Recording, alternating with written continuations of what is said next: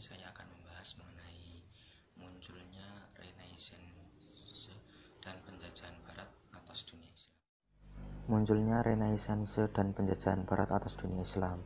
Periode modern dalam sejarah Islam bermula dari tahun 1800 Masehi dan berlangsung sampai sekarang. Di awal periode ini, kondisi dunia Islam secara politis berada di bawah penetrasi kolonialisme. Baru pada pertengahan abad ke-20 Masehi, dunia Islam bangkit memerdekakan negerinya dari penjajahan Barat. Renaissance Islam yang rentang waktunya sangat panjang dapat dikatakan telah berlangsung dari abad ke-3 Hijriah atau 9 Masehi sampai abad ke-4 Hijriah atau 10 Masehi. Periode ini yang menurut istilah S.D. Goiten disebut sebagai puncak intermediate civilization of Islam, menyaksikan munculnya kelas menengah yang makmur dan berpengaruh yang memiliki keinginan kuat dan fasilitas yang diperlukan untuk memperoleh pengetahuan dan status sosial, yang telah memberikan kontribusi dalam pengembangan dan penyebaran kebudayaan kuno. Masyarakat urban dengan seluruh permasalahan yang akut, suplai makanan yang kurang, penyakit, ketidakadilan, dan perselisihan telah menyediakan wadah yang diperlukan bagi usaha-usaha kreatif dan pembebasan diri dari pola-pola dan batasan-batasan tradisional.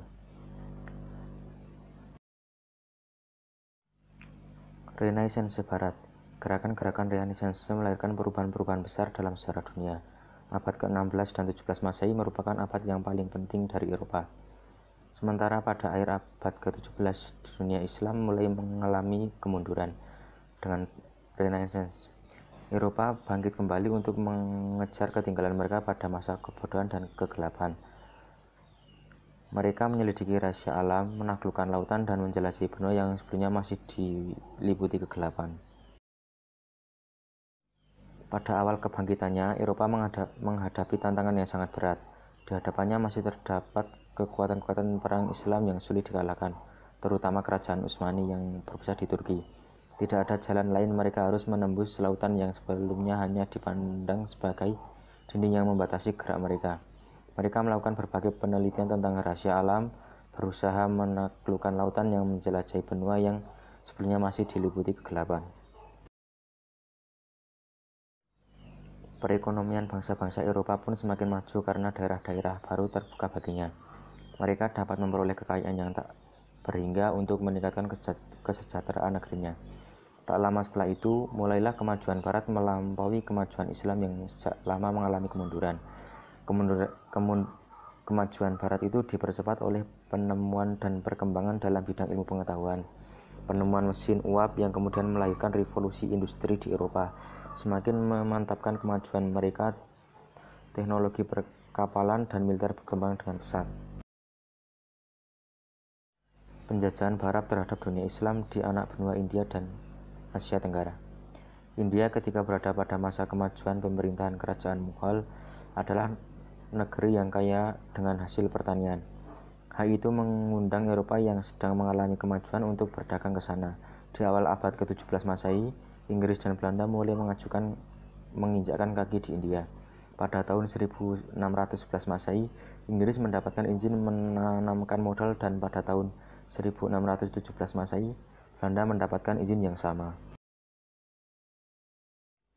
Asia Tenggara. Negeri tempat Islam baru mulai berkembang, yang merupakan daerah rempah-rempah terkenal pada masa itu, justru menjadi ajang perebutan negara-negara Eropa. Kekuatan Eropa malah lebih awal menancapkan kekuasaannya di negara ini. Hal itu mungkin karena dibandingkan dengan Mughal, kerajaan-kerajaan Islam di Asia Tenggara lebih lemah sehingga dengan mudah dapat ditaklukkan.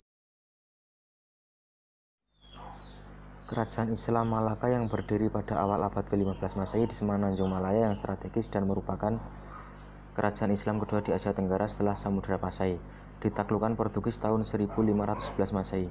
Sejak itu peperangan antara Portugis melawan kerajaan-kerajaan Islam di Indonesia seringkali berkobar. Pedagang-pedagang Portugis terutama berupaya menguasai Maluku yang sangat kaya akan rempah-rempah. Penjajahan Portugis yang terlama di Nusantara di Timur Timur. Pada tahun 1520 Masehi, Spanyol datang ke Maluku dengan tujuan dagang.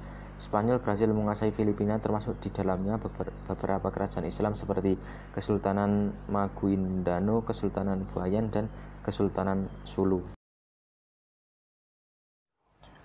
Akhir abad ke-16 Masehi, giliran Belanda, Inggris, Denmark, dan Prancis yang datang ke Asia Tenggara.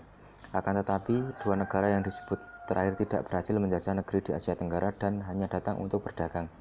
Belanda datang tahun 1595 Masehi dan dengan segera dapat memonopoli perdagangan di Kepulauan Nusantara.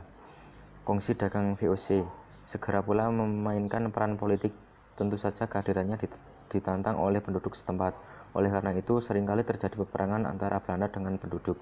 Walaupun akhirnya peperangan itu dimenangkan oleh Belanda, yang terbesar di antaranya adalah Perang Aceh, Perang Padri di Minangkabau, dan Perang Diponegoro di Jawa.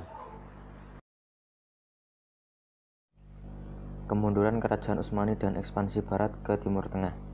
Kemajuan Eropa dalam teknologi militer dan industri perang membuat Kerajaan Utsmani menjadi kecil di hadapan Eropa. Akan tetapi, nama besar Turki Utsmani masih membuat Eropa Barat segan untuk menyerang atau mengalahkan wilayah-wilayah yang berada di kekuasaan kerajaan Islam ini, termasuk daerah-daerah yang berada di Eropa Timur. Namun kekalahan besar Kerajaan Utsmani dalam menghadapi serangan Eropa di Wina tahun 1683 Masehi membuka mata Barat bahwa Kerajaan Utsmani telah mundur jauh sekali. Bangkitnya nasionalisme di dunia Islam dan tumbuhnya gerakan partai yang memperjuangkan kemerdekaan negaranya. Usaha untuk memulihkan kembali kekuatan Islam pada umumnya yang dikenal dengan gerakan pembaharuan didorong oleh dua faktor yang saling mendukung. Pemurnian ajaran Islam dari unsur-unsur asing yang dipandang sebagai penyebab kemunduran Islam itu dan menimba gagasan-gagasan pembaharuan dan ilmu pengetahuan dari Barat. Yang pertama seperti gerakan Wahhabiyah yang dipelopori oleh Muhammad ibn al-Wahhab 1703 sampai 1787 Masehi di Arabia, Syekh Waliullah 1703 sampai 1762 Masehi di India, dan gerakan Sanusiyah di Afrika Utama yang dipimpin oleh Syahid Muhammad Sanusi dan dari Aljazair. Sedangkan yang kedua tercantum dalam pengiriman para pelajar muslim oleh penguasa Turki Utsmani dan Mesir ke negara-negara Eropa untuk menimba ilmu pengetahuan, dan dilanjutkan dengan gerakan penerjemah karya-karya Barat ke dalam bahasa Islam. Pelajar-pelajar muslim asal India juga banyak yang menuntut ilmu ke Inggris. Gerakan pembaruan itu dengan segera juga memasuki dunia politik, karena Islam memang tidak bisa dipisahkan dengan politik. Gagasan politik yang pertama kali muncul adalah gagasan pan-islamisme atau persatuan Islam sedunia, yang mula-mula didengungkan oleh gerakan Wahhabiyah dan Sanusiyah. Namun gagasan ini baru disuarakan dengan lantang oleh tokoh pemikir Islam terkenal Jamaluddin al-Afghani 1839 sampai 1897 Masehi. Semangat pan-islamisme yang bergelora itu mendorong Sultan Kerajaan Turki Utsmani Abd al-Hamid II 1876 sampai 1909 Masehi untuk mengundang al-Afghani ke Istanbul, ibu kota kerajaan. Gagasan ini dengan cepat mendapatkan sambutan hangat di negeri-negeri Islam. Akan tetapi semangat demokrasi al-Afghani tersebut menjadi duri bagi kekuasaan Sultan, sehingga al-Afghani tidak diizinkan berbuat banyak di Istanbul. Setelah itu gagasan pan-islamisme dengan cepat redup, terutama setelah Turki Utsmani bersama sekutunya Jerman. Jerman kalah dalam Perang Dunia I dan kekhalifahan dihapuskan oleh Mustafa Kemal, tokoh yang justru mendukung gagasan nasionalisme, rasa kesetiaan kepada negara kebangsaan. Gagasan nasionalisme yang berasal dari Barat itu masuk ke negeri-negeri Muslim melalui persatuan umat Islam dengan Barat yang menjajah mereka, dan dipercepat oleh banyaknya pelajar Muslim yang menuntut ilmu ke Eropa, atau lembaga-lembaga pendidikan Barat yang didirikan di negara mereka.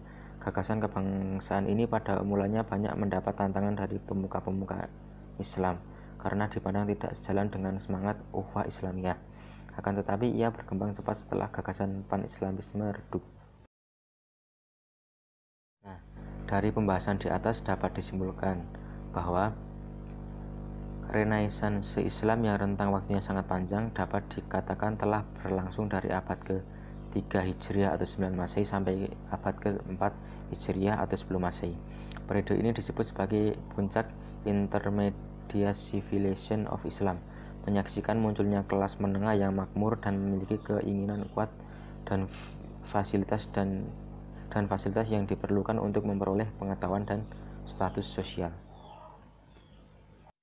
Nah, kurang lebih cukup sekian video yang dapat saya sampaikan. Mohon maaf jika masih banyak kesalahan, dan mohon maaf jika masih ada kata-kata saya yang kurang berkenan. Sekian video yang dapat saya sampaikan. Wassalamualaikum.